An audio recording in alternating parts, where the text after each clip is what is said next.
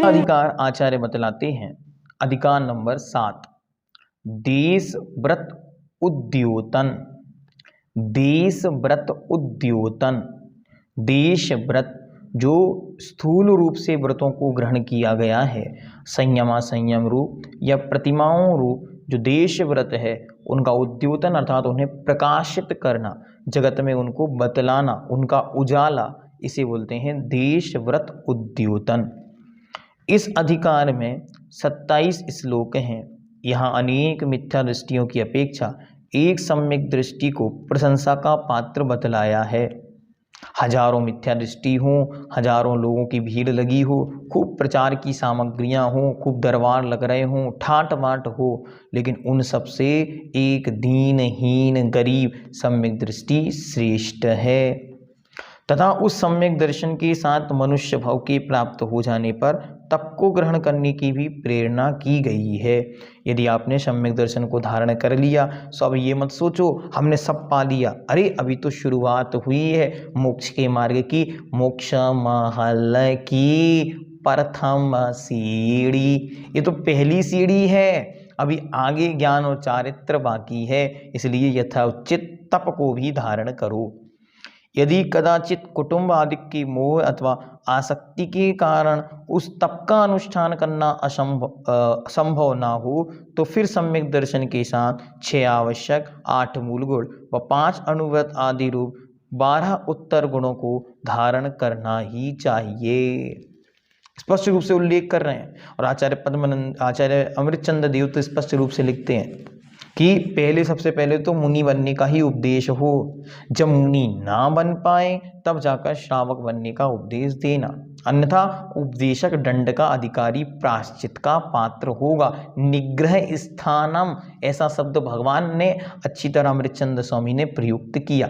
सो यहाँ पर भी वही क्रम रख रहे हैं कि देखो पहले तो मुनि बनने की भावना की यति भावना अष्टक में, लेकिन यदि मुनि नहीं बन पाए हो, चारित्र मुनि का उदय है, घर परिवार के प्रति मोह है या किसी प्रकार की आसक्ति है, रोग है, पीड़ा है, बीमारी है, दुख है, दर्द है, तकलीफ है, संकट है, जिम्मेदारी है, तो आप कम से कम एक उचित अनुष्ठान पूर्वक एक अद्भुत अनुपमेय साधक श्रावक बने।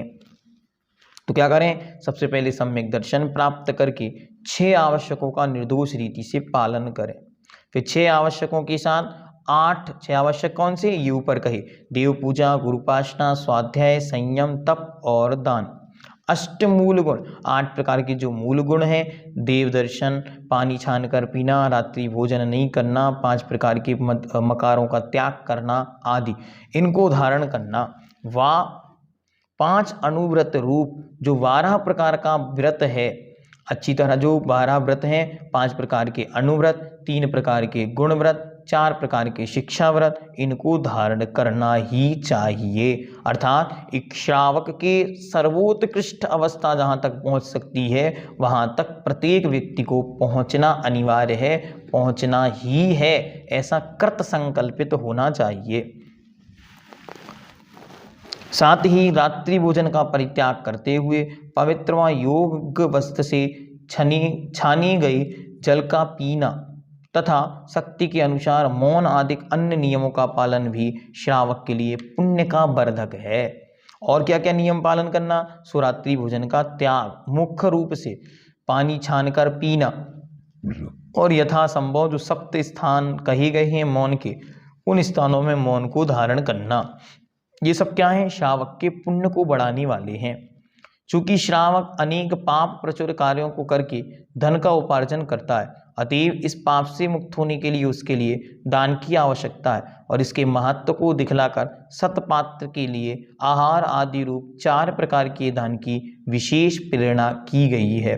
आचार्य कहते हैं, दान मुख्य है, इसके बिना कभी भी श्रावक का धर्म सफल नहीं होता। श्रावक का धर्म तभी सफल है जब वह दान देगा। श्रावक के 6 आवश्यकों में देव दर्शन व प्रथम देव पूजा प्रथम है। देव दर्शन आदि के बिना उस गृहस्थ आश्रम को पत्थर की नाव के जैसा निर्दिष्ट किया है। स्पष्ट रूप से आचार्य कह रहे हैं, ये तो पत्थर की नाव है जिसके माध्यम से वह जीव नियम से डूबेगा ही डूबेगा। इसके लिए चैत्यालय का निर्माण अतिशय पुण्यवर्धक है। कारण यह है कि उस चैत्यालय के सहारे मुनि और श्रावक दोनों का धर्म अवस्थित रहता है। आचार्य कहते हैं, स्पष्ट रूप से अच्छी तरह मुनि बनने की प्रेरणा तो दे रहे थे, लेकिन यदि मुनि कदाचित नहीं बना तो इतना तो करे अपने जीवन में, क्या करे, एक चैत्यालय का निर्माण कराए।